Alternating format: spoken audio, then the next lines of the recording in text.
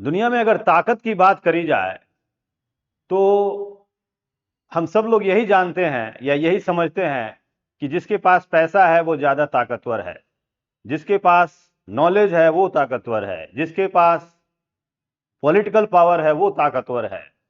लेकिन ये जितनी भी ताकतें हैं ये सब मिथ्या हैं। आदमी के खत्म होने के साथ ही ये सभी ताकतें खत्म हो जाती हैं। मैं आज बात करूंगा इस पूरे ब्रह्मांड को बनाने वाली ताकतों के बारे में, जो पहले से भी थी, आज भी हैं और आगे भी रहेंगी, कभी खत्म नहीं होने वाली।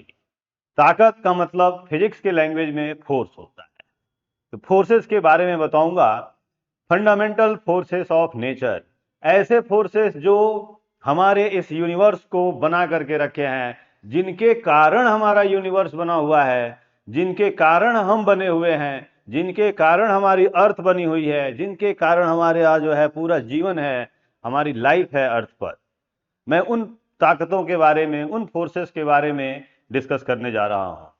तो माय डियर स्टूडेंट्स, जब आप पढ़ेंगे फिजिक्स तो आपको सबसे पहले चैप्टर में फिजिकल वर्ल्ड में यह बताया जाता है कि there are 4 types of fundamental forces. What are fundamental forces?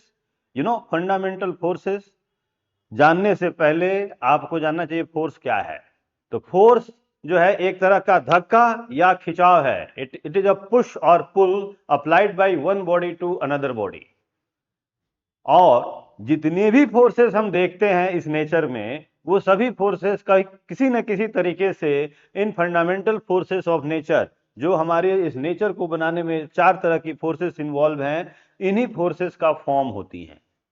इस हमारे यूनिवर्स को बनाने में मेनली 4 तरह के फोर्सेस इन्वॉल्व हैं, जिनके बारे में मैं डिस्कशन करूंगा। सबसे पहला जो फोर्स है यह है ग्रेविटेशनल फोर्स। ग्रेविटेशनल फोर्स बड़ा इंपॉर्टेंट फोर्स है, बहुत ही महत्वपूर्ण फोर्स है ये।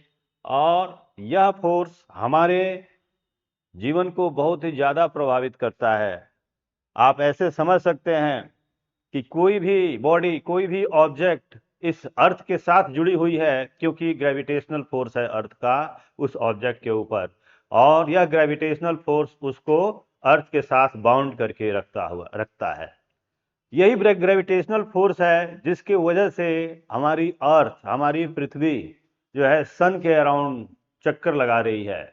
हमारा सन अपने पूरे सोलर सिस्टम के साथ गैलेक्सी के अराउंड चक्कर लगा रहा है।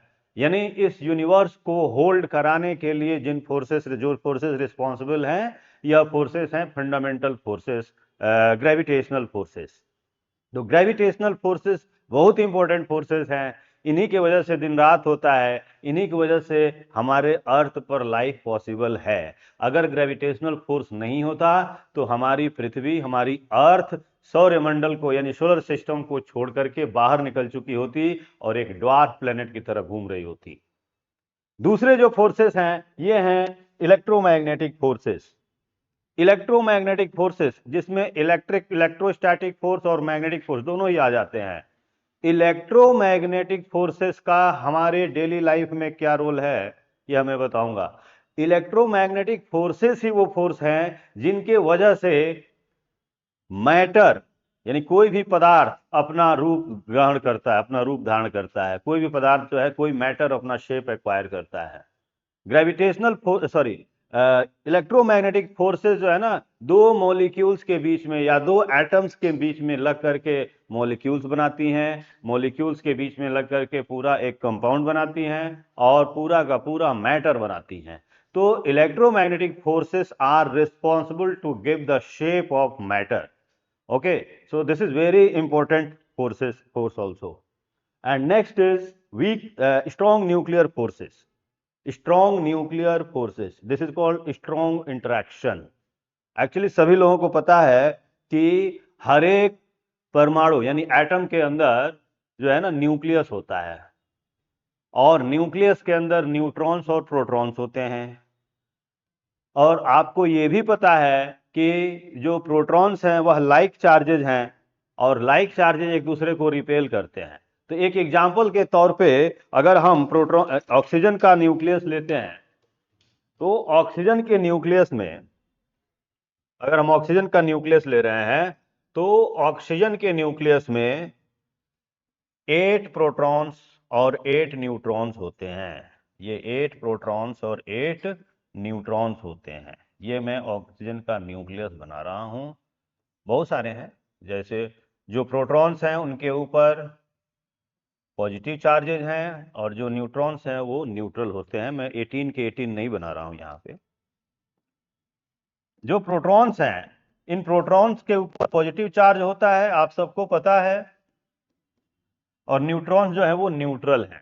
तो क्वेश्चन हमारा यह अराइज होता है कि ये जो पॉजिटिव चार्ज हैं जो कि एक दूसरे को रिपेल करना चाहिए, दूर दूर हो जाना चाहिए, यह एक साथ न्यूक्लियस के अंदर कैसे रह जाते हैं? इनको तो फ्लाई अपार्ट करके बहुत दूर चला जाना चाहिए, और अगर ये दूर चले जाते हैं तो इस तरीके से न्यूक्लियस ही नहीं बनेगा, और जब न्यूक्लियस नहीं बनेगा तो एटम नहीं बनेगा, एटम नहीं बनेगा तो फिर मैटर के बनने का कोई चांस ही नहीं है।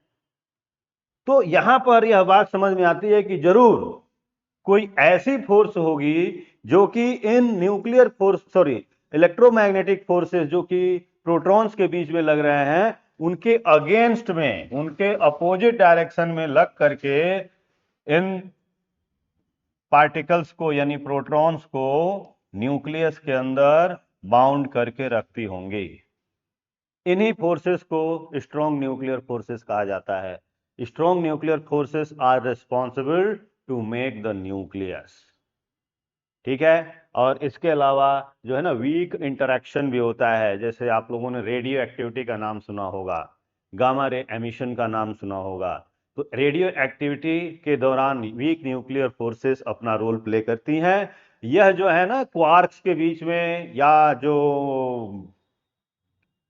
लेप्टॉन्स होते हैं उनके बीच में या 5 मेसॉन्स के बीच में ये ना फोर्सेस लगती हैं।